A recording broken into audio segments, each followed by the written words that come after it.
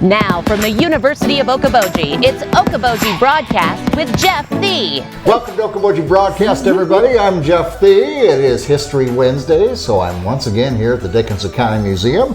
The director's here with me, and very festively showing off the new room here is Mary Dreier. Hi. Hey, Jeff. How you doing? Oh, fantastic. I trust you had a nice Thanksgiving. You got away and you saw some family. It's out in Idaho, out in the boonies, Yeah. and playing with Megabird and the grandkids. You're a regular Yule Gibbons out there, weren't you? You're back to nature. And yeah, it was great fun. And it was good to come home, too. Yeah, absolutely, because look what you come back here and we're able to, again, use the room here that, through wonderful donations, we've got heated back here. And now, for the first time ever, as a museum anyway, decorated for Christmas. Yeah, we're doing Christmas this year for the first time ever, Jeff.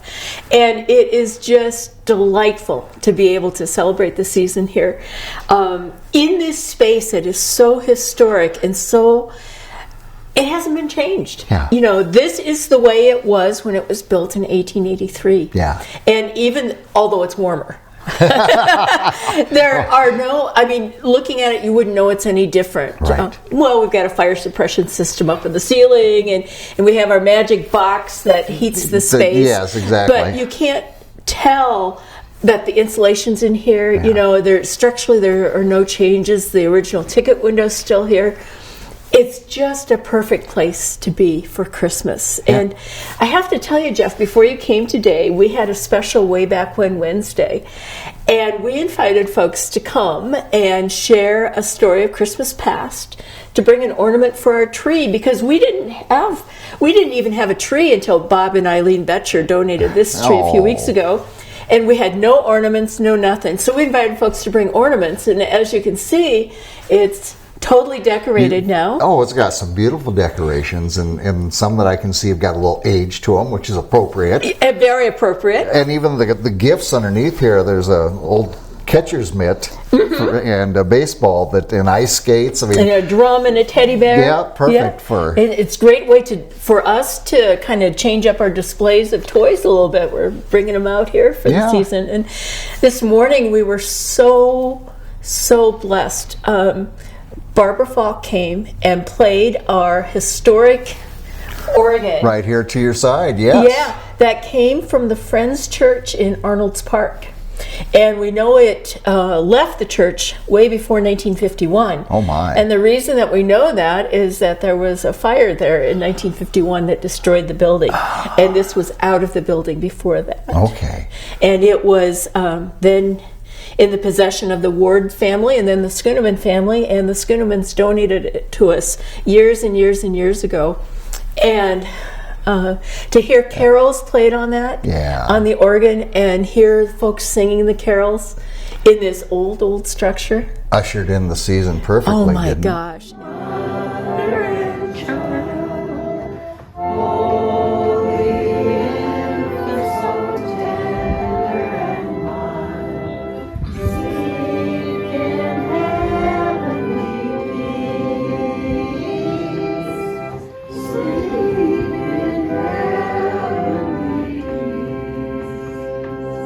It did, and the stories people told. I've got goosebumps now. You do, just a little bit too. Yeah. It was really, really a wonderful morning. I think we all have those traditions we remember, especially as children, that were brought in and strictly adhered to. Every single Christmas, and there's some of the warmest memories I think we have. What's one of yours, Jeff? One thing I do remember is we always went to the evening service of church on Christmas Eve, and then Santa miraculously must have been one of his first stops, I'm guessing. And you talk about a young guy who couldn't wait to get out of that church. And mysteriously, my dad would leave about 15 minutes before. But rush home but had to, the torture. We had to have the oyster stew first. We had to sit down and eat and then tear into the presents. But just to accentuate the the apprehension and the anticipation. I thought it was torment, but you call it whatever. But and again, the oyster stew, Christmas Eve, and when I think of it, I just feel all warm, and the memories are just so wonderful. They and are. I can smell the oyster stew, and I love the people in our family who didn't like the oysters, like my mother. She made it, but she loved the soup, the sauce or whatever, and wouldn't eat the oysters. So that meant more for those of us who did. I grew up in a family that didn't do oyster stew at all, but I married into a family that did religiously did the oyster stew. It was a big woo deal. Oh, yes. On Christmas Eve, the oyster stew, and the first time I thought, oh yeah, I can do this. I can do this. And then I saw the oyster floating in the oyster stew. You sound like my wife. And the mother-in-law goes, well, you can just eat the broth. And I said, no, I can't. But I did fill up on mashed potatoes. Oh, there you go. Yeah, but the traditions are just Oh, yeah. they're so cool because we had about 27 people or so here this morning, and each shared different traditions, and the traditions might be different, but they were all important and to each of us. Like I had a tradition, or in my family we had a tradition. We had the Christmas stocking. Yes. And like I told the folks this morning, I was the eldest. So my mother made my stocking first. She didn't quite get it done. Right. But at least I had a stocking. Right. And my two younger brothers did not have finished stockings. I think one of them had just a red stocking without that. But we had, Jeff, get this. Are you ready for this? Oh, you bet. We had a cardboard fireplace that we set up in the living room, and we would hang our stockings on the cardboard fireplace. Yes. Yes. Christmas morning we'd come down and there'd be an orange or an apple in there. Yes. And that would be about it in the stockings, But that cardboard fireplace, I mean, Doesn't come on. matter. It Come doesn't on. matter. Yeah, it was a fireplace to you, and it was a place where the stockings were hung. Yeah, and we felt so good about having a fireplace. Yes. Oh my goodness. Yeah. Yeah. Isn't it wonderful to think back to those times? And It is. Yeah. It really is. And I think as a culture, we share that. Yeah. It's a shared culture we have. The details are different, but the feelings are more than likely similar. Yeah, and such a feeling of community. So many people want to give back and take care of others, and to me, that's the spirit of Christmas. Right, and remember. Yes. Remembering is a lot of it also. Yes. Do you have any gifts that you remember that stand out that you got as a child that was so cool? I don't remember any of mine particularly, but I do remember one that my brothers got that I got to play with too.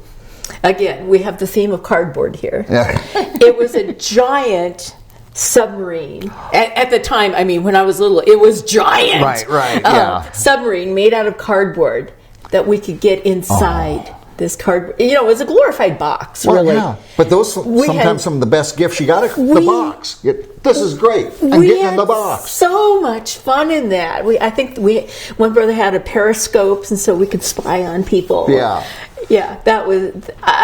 that's the gift I remember the most. How about you? I can remember probably 6 years old, and I got Billy Blastoff.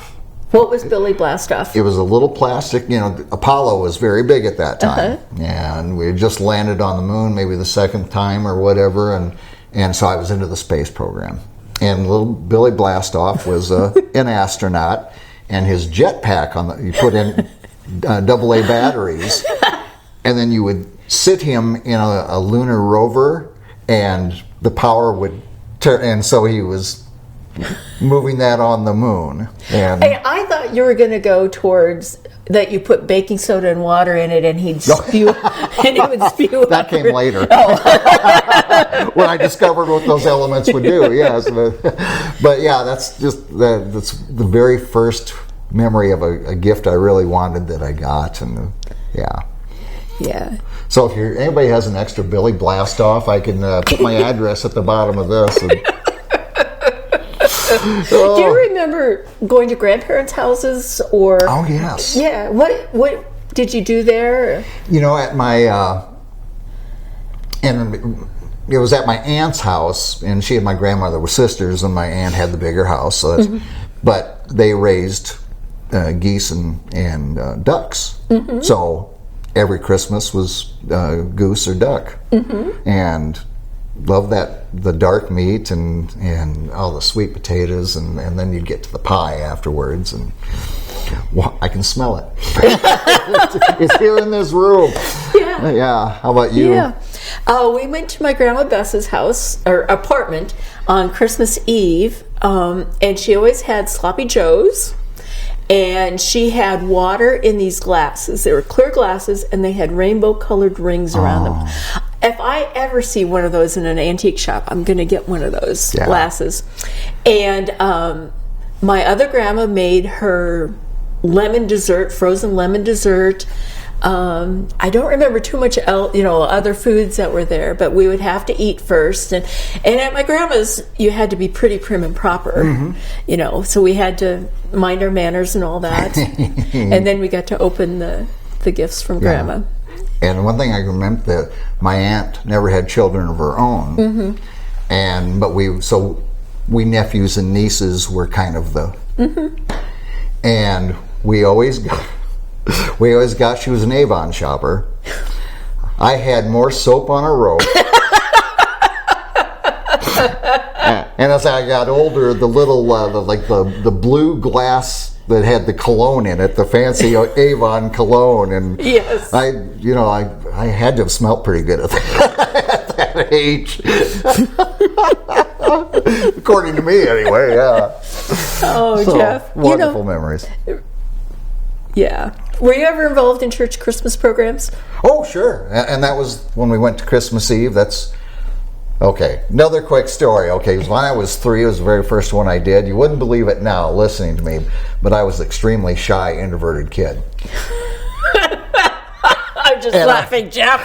And I had a Bible verse that I was supposed to recite. I went up to the microphone and I whispered it. And my teacher was there. Say it again louder. I did my part. I am walking on. So yeah, we always had where we sang and had our Bible verses. Sure, yeah. Oh, in a past life, I was a director of Christian education at a big church in Ames, and one of my big jobs was coordinating the Christmas programs. And the day after the Christmas program was always the best day of the year for me. No doubt. Coordinating Christmas programs. There are so many stories I could tell, but I won't. I just remember that if anything could go wrong, it usually did. And, my job was to make it seem as though it didn't. Yeah. But it was great fun. Oh, and yeah. I do miss the church in Ames had the most beautiful old sanctuary with the big stained glass windows. And they did an 11 o'clock at night service, candlelight service. Candlelight, yes. And at the end, we would sing Silent Night and hold our candles up like this. Very special. And sometimes we would walk out and the snow would be gently wafting down. Oh, I'm almost going to cry. Yes. Yeah. You're getting me, Mary. Yeah. Oh, well, special Christmas memories indeed. And I'm so glad you had people here this morning to help decorate and bring those memories and sing along. And it was the most fabulous time here this morning. Yeah. It was stupendous. Very good. Well. Yeah, my eyes are red. It Anybody really got was a Kleenex out there? All right, Mary. Well, thank you so much. Just a reminder of hours here at the museum. We are open Tuesdays and Wednesdays from 10 to 3. Way back when Wednesdays, every Wednesday at 10 o'clock. And this month, we are focusing on Christmas traditions. I believe that next week, we will be focusing on how Christmas was celebrated in the business district here way back when. Yeah. We've got some pretty good stories about Christmas parties for children going awry. And also the city Christmas tree that was always placed at the intersection of Lake Street and Hill Avenue. Yeah. And so that's what we'll be doing next week. And also on December 30th, we are going to be doing a family Christmas party here in the depot, inviting kids and anybody who wants to come to do some fun things. Yeah, very good. All right. Well, Mary, thank you again for being here with me. Thanks for playing along, Jeff. Oh, yes, and Merry Christmas season. And Merry Christmas season to you too, Jeff. Thank you very much. Again, Mary Dreier, Director here at Dickinson County Museum. We're here in the depot, everybody. We want to thank you for watching us right here on Okoboji Broadcast. Okoboji Broadcast from the studios at historic Arnold's Park Amusement Park is brought to you in part by the Scott Troutman State Farm Agency in Spirit Lake, Quest Wealth Management, a financial advisory practice of Ameriprise Financial Services, advisor Jan Spielman, AJ Spielman, and Erica Wachholz. The headquarters of the University of Okoboji is at the Three Sons, open Monday through Saturday 10 to 5 and Sunday from 10 to 4.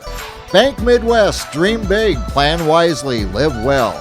Lakes Regional Healthcare and Avera Partner. Ruthven Locker at the Lake, where carnivores are welcome on Hill Avenue in Spirit Lake. Beck Engineering in Spirit Lake. B Radiant Laser Skin Studio in the Okoboji Plaza in Okoboji.